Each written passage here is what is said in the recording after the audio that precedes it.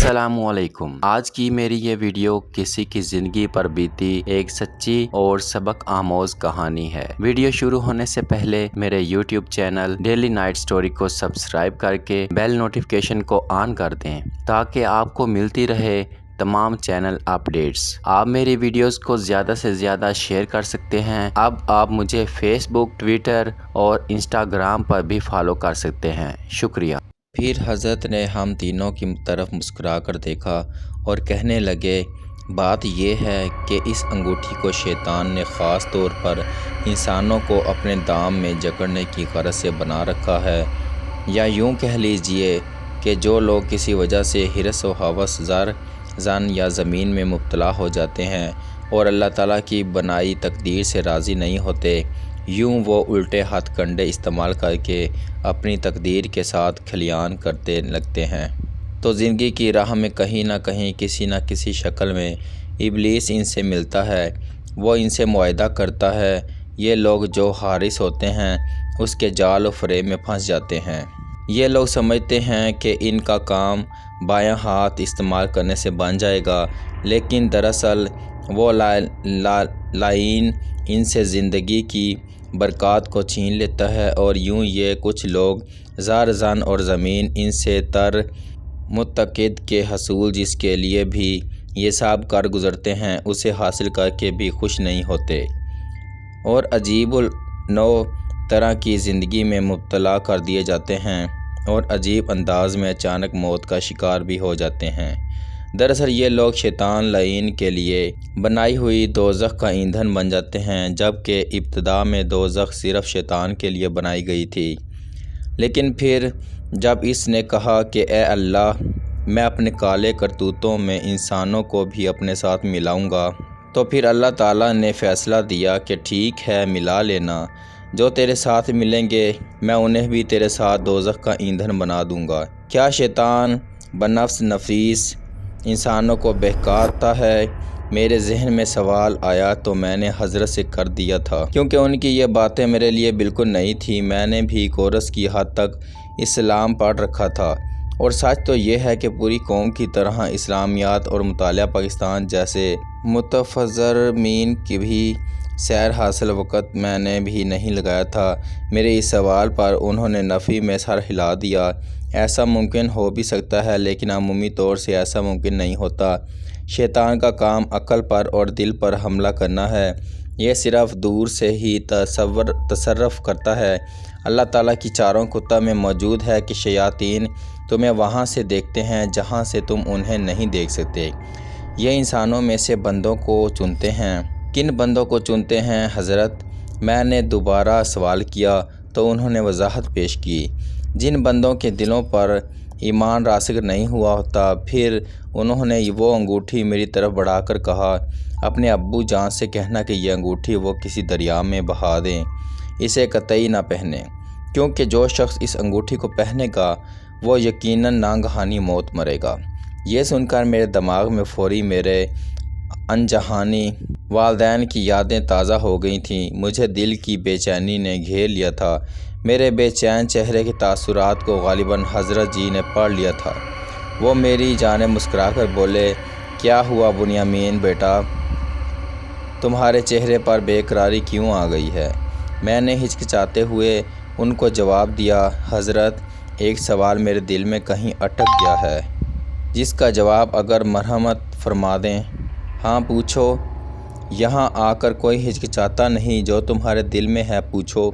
वो नहायत दोस्ताना अंदाज में गोया हुए थे। तब मैंने अपने दिल का हिजान दूर करने की गरज से सवाल किया, हज़रत, मैं इस अंगूठी की नहूसत की वजह से आज अपने वालिद और वालदा के साए रहमत से महरूम हुआ हूँ।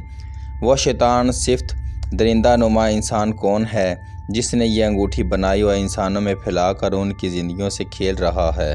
क्या ये राज मालूम हो सकता है? वो मेरी बात सुनकर कदरे संजीदा हो गए थे। नासिर के अब्बू जान भी मेरी तरफ संजीदगी से देखते रहे। नासिर भी मेरी तरफ मगरबी तालीम याफ्ता नौजवान था। वो दिल दही दिल में मेरे सवाल पर मुझे दाद दे रहा था। हज़रत ने मुझसे मुखातब होकर कहा, अपने वालिदैन से इजाज़त लेकर रोज़ाना मगरिब के बाद से सुबह فجر تک میرے ساتھ 40 دن رہو، تمہارے سوال کا جواب اللہ تعالیٰ تمہیں خود دے دے گا۔ طریقہ میں بتا دوں گا، گھبرانے کی ضرورت نہیں، یہاں صرف اللہ کی کتاب پڑھائی جاتی ہے اور اللہ کا ذکر کروایا جاتا ہے۔ بس ایک بات کا خیال رہے کہ سفید رنگ کے لباس میں آنا، باقی اگر اللہ پاک نے قبول کیا اور اس کی رضا شامل حال رہی تو آگے کے معلومات تمہیں یہ فقیر بتا دے گا۔ اور پھر انہوں نے ناصر کے ابو جان کی طرف دیکھتے ہوئے ان سے کہا، صوفی صاحب، آپ بھی اگر 40 ایام اپنی مصروف زندگی سے نکال لیں تو کیا خواب ہو جائے گا، خوب گزرے گی، جو مل بیٹھیں گے دیوانے دو۔ پھر حضرت میری جانب دیکھتے ہوئے ہولے سے ہنس کر دوبارہ بولے، دو نہیں بلکہ اس مرتبہ دیوانے 3 ہوں گے۔ ان کی یہ بات سن کر ناصر کے ابو جان نے ناصر کی طرف اشارہ کرتے ہوئے کہا تھا، حضرت اسے بھی قبول فرما لیتے۔ میں نے ناصر کی طرف دیکھا تو وہ قدرے پھیکا سا منہ بنا کر رہ گیا تھا۔ حضرت نے ناصر کے ابو جان سے فقط اتنا کہا تھا، دین میں جبر نہیں، اور یاد رہے کہ ہمارا کام فقط دعوت حق دینا ہے۔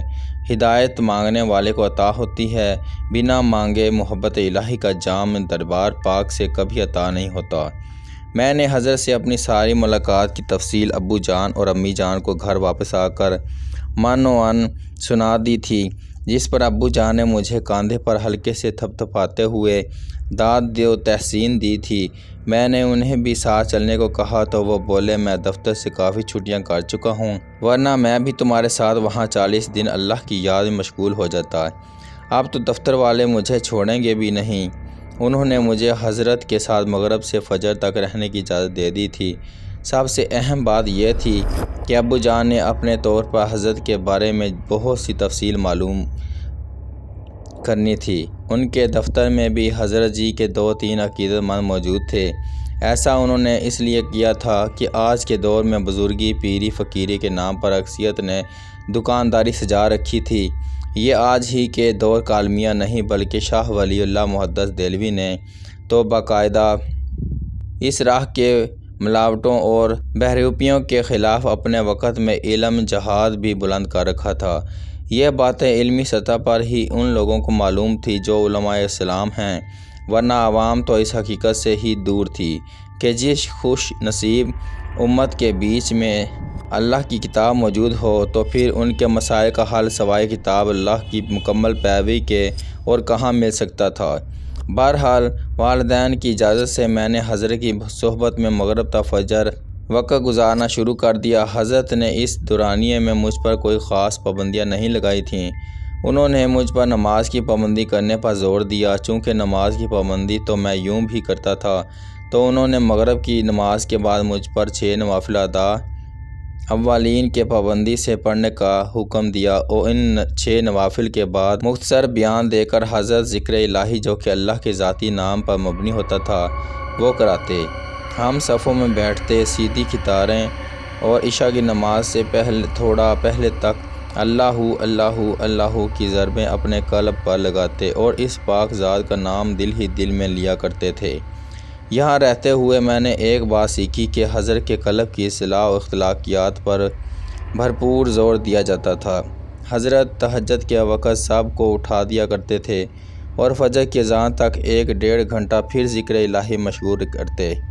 تہجد کی نماز بھی اس عرصہ میں باقاعدگی سے پڑھائی گئی تھی۔ یہاں 3 باتوں کو بہت اہمیت حاصل تھی: قلیل کلام، قلیل طعام اور قلیل آرام۔ ہمیں ہر وقت دل ہی دل میں جی حضور پیدا کرنے کی تلقین کی جاتی تھی، یعنی اس طرح سے ہر سانس لو کہ ہر سانس میں اللہ تعالیٰ کا ذکر جاری ہو، بلکہ توجہ تو اس بات کی دی گئی تھی کہ دنیا کے ہر لمحے ایسے زندگی گزارو جیسے اللہ تعالیٰ کو دیکھ رہے ہو، اور اگر بالغرض نہیں دیکھ رہے، جیسا کہ واقعی ہی میں نہیں دیکھ سکتے، تو کم از کم اتنا ہی سوچ کر زندگی گزارو کہ وہ اللہ تعالیٰ کی پاک ذات تو تمہیں دیکھ رہی ہے۔ یہ چند باتیں میں نے ان دنوں میں حضرت کے پاس رہتے ہوئے سیکھی تھیں۔ مجھے صبح اذان اور نماز فجر کے دوران 2 سنتوں کے بعد خصوصی طور پر تاکید کی گئی تھی کہ میں سورہ یاسین شریف کی تلاوت کروں۔ البتہ عشاء کی نماز کے بعد مجھے ایک وظیفہ پڑھنے کی تلقین کی گئی تھی جو بمشکل 15 منٹ میں پڑھ کر سو جایا کرتا تھا۔ پھر دن یوں ہی گزرتے رہے۔ مجھے نہ تو خواب میں کوئی اشارہ ہوا اور نہ ہی کسی محفوظ الفطرت ذریعہ سے ہی میں اس شخص کے متعلق جان سکا جس کی وجہ سے شیطانی انگوٹھی کی نحوست کی بعد اثر نے میرے والدین کی جان لے لی تھی۔ پھر 40 دن بھی مکمل ہو گئے۔ ناصر کے والد صاحب بہت خوش ہو رہے تھے۔ انہیں نہ جانے دنیا و مافیہ کی کون سی دولت نصیب ہو گئی تھی۔ ان کا چہرہ لال سرخ ہوا جاتا تھا۔ پہلے سے کہیں زیادہ چمک میں نے ان کی آنکھوں میں دیکھی۔ چہرے کا نور بھی دگنا ہو چکا تھا۔ جن حضرات نے اس دوران حضرت کے ساتھ یہ وقت گزارا تھا وہ سب ہی تقریباً خوش و خرم دکھائی دے رہے تھے۔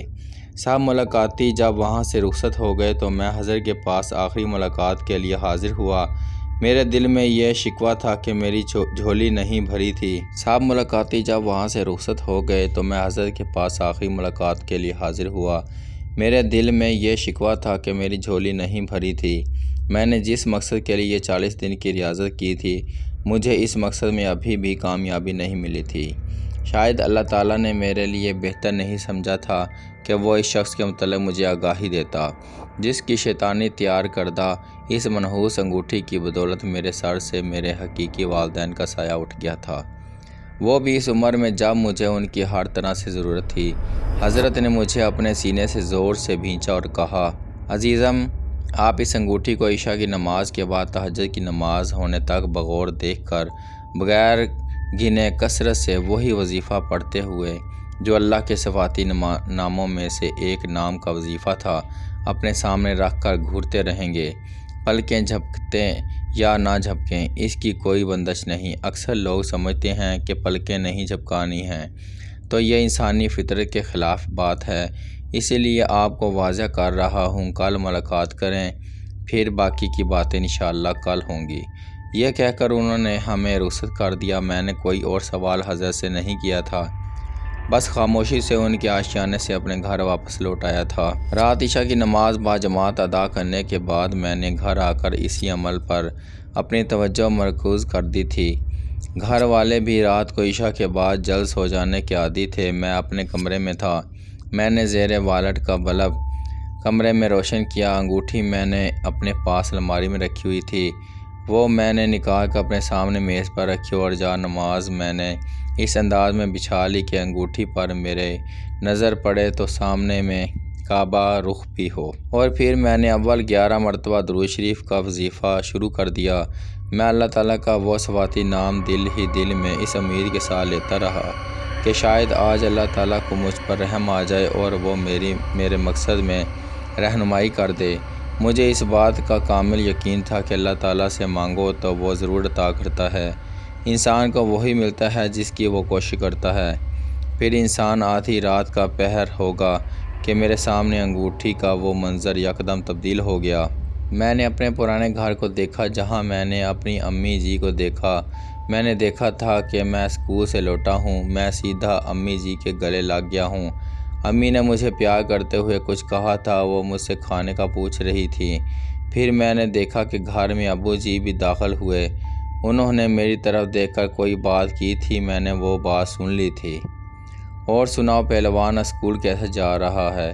وہ مجھے پیار سے پہلوان کہہ کر مخاطب کرتے تھے۔ میں نے کوئی جواب نہ دیا، میں انہیں غور سے محض گھورے جا رہا تھا۔ میں ان کے قریب آیا، ابو جی میں نے پکارا، لیکن وہ امی سے اس طرح بات کرنے میں مصروف رہے۔ ابو جی میری بات سنیں۔ میں نے دوبارہ پکارا تھا، میری آواز مجھے دور سے آتی محسوس ہو رہی تھی۔ وہ اب بھی امی سے باتیں کیے جا رہے تھے۔ پھر انہوں نے کھانے کی میز کی طرف ہنس کر دیکھا اور بولے، او پہلوان، واپسی پر تمہارے لیے چپس لاؤں یا چاکلیٹ؟ میں نے حیرت سے اس جانب دیکھا جس جانب ابو نے دیکھتے ہوئے مجھ سے ہی پوچھا تھا۔ جب میں نے اس طرف نظریں دوڑا کر دیکھا تو میرے رونگٹے کھڑے ہو گئے۔ کھانے کی میز کی کرسی پر ایک اور میں بیٹھا تھا۔ وہ میں ہی تھا جو کھانا کھا رہا تھا۔ اس بنیامین کی عمر 7 سال کی تھی۔ وہ چہک کر بولا، چاکلیٹ؟ میں نے ابو کی طرف دیکھا تو وہ دور سے اس بنیامین کو فضائی بوسے دے رہے تھے۔ میرے ابو جان مجھے بہت چاہتے تھے، وہ مجھ سے بہت پیار کرتے تھے۔ میں ان کا لاڈلا تھا، اکلوتا بیٹا تھا۔ میں اس وقت ابو کی طرف دیکھ رہا اور بولا، ابو جی مجھ سے بات کریں، میں یہاں ہوں۔ لیکن انہوں نے میری بات انسنی کرتے ہوئے امی جان کو مخاطب کیا تھا۔ وہ باورچی خانے میں جا کر امی سے کچھ کہنے لگے تھے۔ مجھے یوں محسوس ہوا کہ کسی اندیکھے نرم اور نازک ہاتھ نے میرے شانوں سے پکڑ کر مجھے باورچی خانہ کی طرف دھکیلنا شروع کر دیا۔ میں غیر دانستہ طور پر اس جانب بڑھنے لگ گیا تھا۔ اس مرتبہ ابو جان کی آواز مجھے واضح سنائی دی، لیکن اس آواز کی کیفیت یوں تھی جیسے ابو جان کسی خالی کمرے میں بات کر رہے ہیں، کیونکہ آواز میں چاروں طرف سے گونج سنائی دے رہی تھی۔ بیگم آج میں کیا؟ ملنگی بابا کے پاس وہ مجھے ایک انگوٹھی دیں گے۔ اس انگوٹھی کو میں اور تم 40 دن باری باری پہنیں گے تو کاروبار میں دنوں دگنی رات چگنی ترقی ہوگی۔ اچھا، میری امی چہکتے ہوئے بولی تھی، کیا کوئی جادوئی انگوٹھی ہے؟ ہاں، اس پر سمندر کی رحمت ہے، ابو نے بھی خوش ہوتے ہوئے کہا تھا۔ اچھا، میری امی چہکتے ہوئے بولی تھی، کیا کوئی جادوئی انگوٹھی ہے؟ ہاں، اس پر سمندر کی رحمت ہے، ابو نے بھی خوش ہوتے ہوئے کہا تھا۔ بھائی، آپ بھی انوکھی بات کر رہے ہیں۔ اللہ کی رحمت تو سن رکھا ہے، لیکن سمندر کی رحمت کیا ہوتی ہے؟ اتنی گہرائی میں نہیں گیا۔ وہ کہہ رہے تھے کہ تم 3 ہو، اس لیے انگوٹھی بھی تکون میں ہے۔ کون کہہ رہے تھے؟ امی نے حیرت سے دریافت کیا۔ ملنگی بابا۔ اور کون؟ ابو جی نے قدرے اونچے بولتے ہوئے بتایا تھا۔ تو امی نے چائے ایک کپ میں ڈال کر ابو جی کی طرف دیکھا۔ یہ بابے شابے تو بس ان کے چکروں میں پڑنے کی آپ کو کیا ضرورت پیش آئی تھی؟ زندگی میں کون سی چیز کی کمی ہے جو آپ کو مزید اور کچھ چاہیے؟ وہ چائے کا کپ ابو کو تھماتے ہوئے بولی، اللہ کا دیا سب کچھ تو ہے ہمارے پاس۔ میں نے آگے بڑھ کر اسی وقت امی جان کی بات کی تائید کرتے ہوئے ابو جی سے کہنا شروع کر دیا، امی بالکل ٹھیک کہہ رہی ہیں ابو جی، آپ کو خدا کا عرصہ باقاعدگی سے پڑھائی گئی تھی۔ یہاں 3 باتوں کو بہت اہمیت حاصل تھی، قلیل کلام، قلیل طعام و قلیل آرام۔ آپ کو خدا کا واسطہ ہے امی جان کی بات سن لیں، یہ ملنگی بابا کی انگوٹھی مت لیں۔ وہ ملنگی بابا شیطان کا گماشتہ ہے اور شیطان انسان کا کھلا دشمن ہے۔ ابو جی، اللہ تعالیٰ کی رحمت پر بھروسہ کریں۔ ابو جی پلیز وہ انگوٹھی مت قبول کرنا اس ظالم سے۔ لیکن میرے ابو جی تو امی کی طرف مسکرا کر دیکھ کر چائے پیتے رہے، انہوں نے میری ایک بات پر بھی توجہ نہ کی۔ وہ میری ہر بات کو سنا انسنا کیے جا رہے تھے۔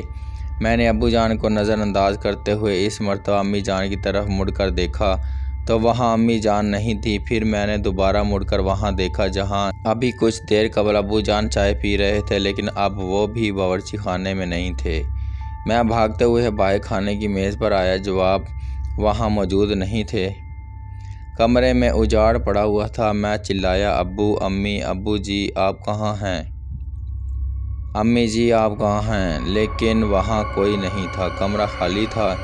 پھر کمرے کا دروازہ کھلا، ہماری گھر کا مرکزی دروازہ تھا۔ ایک عجیب سا منحوس صورت شخص گھر میں داخل ہوا۔ اس نے ایک تھیلا کاندھے پر لٹکا رکھا تھا، ساتھ ہی اس کے ایک اور آدمی بھی تھا۔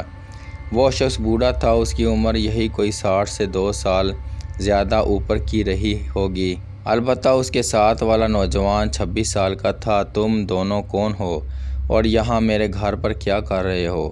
میں انہیں دیکھ کر غیظ و غضب کے عالم میں چلایا تھا۔ وہ دونوں ایک چٹائی کی جانب بڑھتے تھے، انہیں قہرآلود نگاہیں ڈالے گھور رہا تھا۔ اس بوڑھے نے چٹائی پر دراز ہو کر اپنی ایک ٹانگ نوجوان کے سامنے کر دی تھی۔ لے بیٹا، تیرا مستقبل تو بن گیا، آج پورے 20 لاکھ کا ہاتھ صاف کیا ہے۔ وہ بوڑھا جوان کی طرف دیکھتے ہوئے بولا۔ وہ جوان بوڑھے کی ٹانگیں دبانے لگ گیا تھا۔ کل اس تھیلے میں موجود رقم اپنے ذاتی بینک اکاؤنٹ میں جمع کروا دیجیے، بس چند سال میں ہی تیرے اکاؤنٹ میں کروڑوں روپے ڈال دوں گا۔ وہ بوڑھا تھکاوٹ کی وجہ سے چور دکھائی دے رہا تھا، عجیب کبوتر کے پروں جیسی داڑھی تھی اس کی۔ وہ نوجوان اس کی ٹانگیں دباتا ہوا ساتھ میں ہلتا جا رہا تھا، لیکن خاموش تھا۔ تو خوش کیوں نہیں ہے؟ بوڑھے نے اس جوان سے پوچھا۔ ابا جی، آپ اب آرام کریں، میں آپ کو کب سے ملنگی بابا کے روپ میں اتنی محنت دادکاری کرتے دیکھ رہا ہوں، اب تو بس کر دیں۔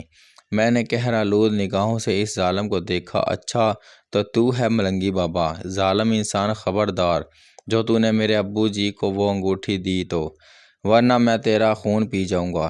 میں نے آگے بڑھ کر اس کا گریبان پکڑنے کی کوشش کی تو میرے ہاتھ اس کے گریبان تک پہنچنے کی بجائے دائیں بائیں جانب ہو جاتے۔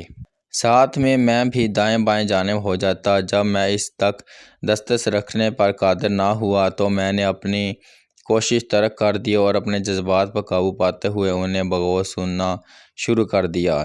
کل میں نے کالا علم پڑھ دیا تھا، انگوٹھی پر وہ شیطانی مہر ہے، وہ اس لالچی صراف کے حوالے کر دینا اور 2 لاکھ روپے لے لینا۔ وہ بوڑھا اپنے نوجوان بیٹے سے مخاطب تھا، ابا جی اب تو آپ آرام کر لو۔ اوہ نہیں، اب آرام تو کرے گا۔ یہ انگوٹھی میں نے تیرے سر کا صدقہ چکانے کے لیے ہی خاص طور سے بنوائی ہے۔ بس میرے مرنے کے بعد اب تجھ پر کوئی بوجھ نہیں پڑے گا۔ یہ لالچی صراف مرے گا اور اس کی بیوی اور بچہ دیکھ تو دنیا میں سب کچھ ہو کر بھی پیٹ اور نفس نہیں بھرے گا اس کا، اس لیے یہ قربانی کے لیے جائز ہے۔ یہ باتیں سن کر مجھے شدید طیش آ گیا۔ میں شرم ترازی کرتے ہوئے ادھر ادھر نظریں دوڑائیں اور اس جانب کو بڑھا جہاں باورچی خانہ تھا تاکہ وہاں سے کوئی چاقو یا چھری اٹھا کر اس ملنگی بابا کو قتل کر سکوں، لیکن میری حیرت کی انتہا نہ رہی جب میں نے اپنے آپ کو گاڑی کی پچھلی سیٹ پر پایا۔ ندیم ملک صاحب بہت بھلے آدمی تھے، معلوم نہیں اچانک کیا ہوا بڑی جوان سالہ موت تھی۔ سامنے اسٹیئرنگ والی سیٹ پر ابو جی گاڑی چلا رہے تھے، ساتھ والی اگلی نشست پر امی جان بیٹھی ہوئی تھیں۔ آپ ٹھیک کہتے ہیں، امی جان نے ابو کی بات کا جواب دیا تھا۔ ابو جی گاڑی روکیں، میں پچھلی نشست پر تھا۔ میں زور سے چلایا تھا، پلیز ابو جی گاڑی روکیں، لیکن میری ایک بھی آواز نہ ابو جی کو اور نہ ہی امی جی کو سنائی دے رہی تھی۔ وہ آپس میں ہی گفتگو کیے جا رہے تھے، انہیں تو یہ بھی معلوم نہیں تھا کہ میں اس وقت ان کے عقب میں بیٹھا ہوں۔ مجھے احساس ہو گیا تھا کہ میں ان کی نگاہوں سے اوجھل ہوں، نہ میری آواز ان کے کانوں تک جا سکتی تھی اور نہ ہی وہ مجھے دیکھ سکتے تھے، جبکہ میں ان کو دیکھ بھی رہا تھا اور سن بھی رہا تھا۔ جانے کون سی برزخ مجھ پر اور ان میں حائل ہو گئی تھی، اور یہ سب کس قانون قدرت کے تحت ہو رہا تھا، میری سمجھ میں کچھ نہیں آ رہا تھا۔ میں اب خاموشی سے ابو جان اور امی جان کو باری باری گھور رہا تھا۔ میرا دل اندر ہی اندر رو رہا تھا۔ میں نہیں چاہتا تھا کہ وہ گاڑی کا یہ سفر جاری رکھیں۔ ان کی باتوں سے میں نے اندازہ لگایا تھا کہ وہ اپنے آخری سفر کو ہی نکل کھڑے ہوئے ہیں۔ یہی وہ رات تھی جب وہ کسی کے فوتگی سے واپس لوٹ رہے تھے، اور پھر اچانک حادثہ پیش آ گیا تھا، اور اس منحوس رات کے بعد مجھے میرے امی ابو کبھی دکھائی نہ دیے تھے۔ میں نے بغور دیکھا تو ابو جان نے وہ انگوٹھی اب بھی اپنی انگلی میں پہنی ہوئی تھی۔ ابو جی پلیز سن لیں، مجھے یہ انگوٹھی اتار دیں ابو جی، ابو جی خدا کے لیے یہ شیطانی چھلا اتار دیں۔ میں نے ابو جی کی منتیں سماجتیں کرتے ہوئے رونا شروع کر دیا تھا، لیکن یہ سب بے سود ثابت ہوا۔ اگلے ہی لمحے ایک سیاہ چوغے والا اونچا لمبا تڑنگا شخص گاڑی کے سامنے کھڑا دکھائی دیا۔ اس کی صورت بالکل اسی انگوٹھی کے نقش سے ملتی جلتی تھی۔ اس نے ایک آن کے لیے اپنے بازو دائیں بائیں جانب پھیلائے، جن کے ساتھ ہی چمگادڑ کے پروں جیسے بڑے بڑے پر اس کے عقب سے پھیل کر بائیں کی جانب پھیلتے جا رہے تھے، اور پھر امی ابو دونوں کی بلند بانگ چیخیں گاڑی میں گونجی تھیں، اور اگلے ہی لمحے گاڑی زور سے ایک درخت سے جا ٹکرائی تھی، لیکن اس کے ساتھ ہی مجھے امی ابو جان کی چیخیں دور ہوتی ہوئی سنائی دی تھیں۔ وہ مدد کے لیے پکار رہے تھے۔ اس مرتبہ ان کی چیخوں میں میرا نام میں نے واضح سنا تھا، بنیامین بیٹے ہماری مدد کرو۔ یہ آوازیں، چیخ و پکار میں کبھی نہیں بھول سکتا تھا، یہ میرے والدین ہی تھے۔ اور پھر ابو جان نے مجھے جھنجھوڑتے ہوئے کہا، بیٹے ہوش کرو، یونیورسٹی کا وقت ہو گیا ہے۔ میں نے قدرے ہوش میں آتے ہوئے اپنے ارد گرد دیکھا، اور پھر اپنے شفیق چچا جان کو دیکھا، جنہوں نے تمام عمر مجھے باپ بن کر پالا پوسا تھا۔ میں ان کے سینے سے لگ گیا تھا۔ یہ انگوٹھی تم نے میز پر کیوں رکھی ہوئی ہے؟ ابو جی آپ یہ انگوٹھی نہیں چھیڑیں گے، میں آج دوبارہ حضر کے پاس جاؤں گا۔ بیٹا تم پسینے میں شرابور ہوئے جاتے ہو، آخر بات کیا ہے؟ ابو جان نے میرے ماتھے پر ہاتھ رکھ کر پوچھا تھا۔ ابو جی اللہ تعالیٰ کا خاص کرم ہو گیا ہے، اس رب تعالیٰ نے میری رہنمائی کی ہے، اور میں نے اپنے مشاہدے میں آئی ہر واقعہ کی تفصیل ابو جی کو سنا دی۔ وہ مجھ سے ہر واقعہ کی تفصیل سن کر حیران اور ششدر ہوئے جاتے تھے۔ پھر انہوں نے امی جان سے بھی وہ تفصیل کہہ سنائی تھی۔ امی جان بھی یہ سب سن کر پریشان ہو گئی تھی۔ انہوں نے ابو جی سے تاکید کی تھی کہ وہ بھی آج حضرت کے پاس میرے ہمراہ جائیں اور اس سارے معمے کا حتمی حل دریافت کریں۔ دراصل اسے کشف کہتے ہیں، اور یہ اللہ تعالیٰ کی رحمت سے ہے کہ اس نے حقیقت کا انکشاف تمہارے آگے کر دیا ہے، چونکہ تم نے اللہ تعالیٰ کے حضور اخلاص کے ساتھ دعا کی تھی اور اسے حضوری قلب کے ساتھ پکارا تھا، تو اس نے تمہارے آئینہ قلب میں تمام حقیقت کا اظہار کر دیا۔ حضرت کے سامنے میں اور ابو جان نے سارا احوال بیان کیا تو وہ ہمیں دلاسا دیتے ہوئے بولے تھے، اب گھبرانے کی ضرورت نہیں، وہ ذات جو بھی کرتی ہے انسان کے بھلے کے لیے ہوتا ہے۔ آپ یوں کیجئے کہ وہ انگوٹھی آپ دریا میں پھینک دیں، اس طرح اس کا وبال خود ہی ٹل جائے گا، اور اپنے والدین کے لیے دعائے مغفرت کریں۔ میں نے حضرت کا بے حد شکر ادا کیا، ابو جان بھی ان کے انتہائی مشکور نظر آ رہے تھے۔ پھر یکدم میرے ذہن میں ایک خیال آیا، میں نے حضرت سے سوال کیا، حضرت کیا یہ ملنگی بابا اب بھی زندہ ہوگا؟ حضرت میری جانب مسکرا کر بولے، نہیں، اس کی موت 8 سال قبل ہو گئی تھی۔ وہ اس شہر کا سب سے بڑا عمل تھا، اس نے ایک مخلوق کو گمراہ کیا تھا۔ وہ زیادہ تر دولت مندوں کو اپنے دام میں پھانسا کرتا تھا، اور پھر اس کے مرنے کے بعد اس کا بیٹا اس شہر میں ایک پوش علاقے میں رہائش پذیر ہو گیا تھا۔ اب وہ کس علاقے میں رہائش پذیر ہے؟ اس مرتبہ ابو جان نے سوال کیا تھا۔ ان کے اس تشویش بھرے سوال پر مجھے دلی خوشی ہوئی تھی، کیونکہ ابھی تک میں سمجھ رہا تھا کہ ابو جان محض میرا دل رکھنے کے لیے اور امی جان کے کہنے پر یہاں آ گئے تھے۔ حضرت نے اپنی دل نشین مسکراہٹ چہرے پر قائم رکھتے ہوئے کہا تھا، وہ آدمی نوجوانی میں ہی چل بسا تھا، اس کی موت بڑی پراسرار طریقے سے ہوئی تھی۔ وہ شہر سے باہر جا رہا تھا کہ مین جی ٹی روڈ پر اچانک پیچھے سے ایک بھاری مال بردار ٹرالا اس کی نئی نویلی گاڑی پر چڑھ دوڑا تھا۔ کہتے ہیں کہ اس بھاری بھرکم مال بردار ٹرک کی بریکیں فیل ہو گئی تھیں۔ بہرحال ملنگی بابا کے اس اکلوتے بیٹے کی لاش پچک گئی تھی، ہڈیوں تک کا چورا چورا ہو گیا تھا۔ لاش پہچانی ہی نہیں جاتی تھی۔ جو مال ناحق ظلم و جبر سے اس ملنگی بابا نے اپنی اکلوتی اولاد کے لیے اکٹھا کر رکھا تھا، وہ سب نہ اس کے اور نہ اس کے اکلوتے بیٹے ہی کے کام آیا۔ قدرت کے اپنے قوانین ہیں، جب آدم کو رزق ممنوع راس نہیں آیا تھا تو آدم کی اولاد کو کیسے آتا؟ یہ کلیہ تو پروردگار نے ازل سے ہی بنا دیا تھا کہ اے آدم، ہر پاک شے کو کھا پی لو، مگر اس ممنوع رزق کے قریب نہ جانا، ورنہ زیر عذاب آ جاؤ گے، یعنی گھاٹے والوں میں سے ہو جاؤ گے۔ انسان کو اس خمیر سے بنایا ہی نہیں گیا کہ ظلم و جبر سے کھائے اور رحم و کرم کی امیدیں بھی رکھ لے۔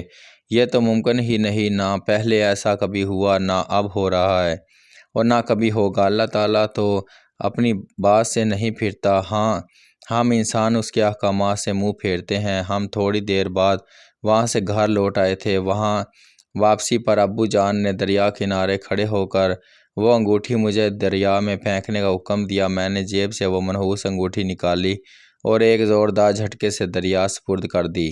میری آنکھوں میں میرے حقیقی ابو اور امی کی صورتیں ابھر آئی تھیں۔ دریا اپنی مکمل روانی میں بہہ رہا تھا، انگوٹھی دور اس میں جا کر گری تھی۔ میرے ابو کی آواز نے میری توجہ اپنی طرف مبذول کر دی تھی۔ وہ میرے کاندھے پر شفقت بھرا ہاتھ رکھ کر بولے تھے، چلو گھر چلیں بیٹا، اللہ نے جو دیا اس کا بھی شکر ہے، اور جو نہیں دیا اس پر بھی اللہ کا شکر ہے۔ سچ تو یہ ہے کہ بیٹا، انسان کو اس دنیا میں زندہ رہنے کے لیے لاکھوں کروڑوں کی ضرورت نہیں ہوتی۔ کہانی اچھی لگی ہو تو پلیز کمنٹ کر کے ضرور بتائیں، اور دوستوں کے ساتھ شیئر کریں، اور چینل کو بھی سبسکرائب کر کے بیل نوٹیفیکیشن کے بٹن کو آن کر لیجئے۔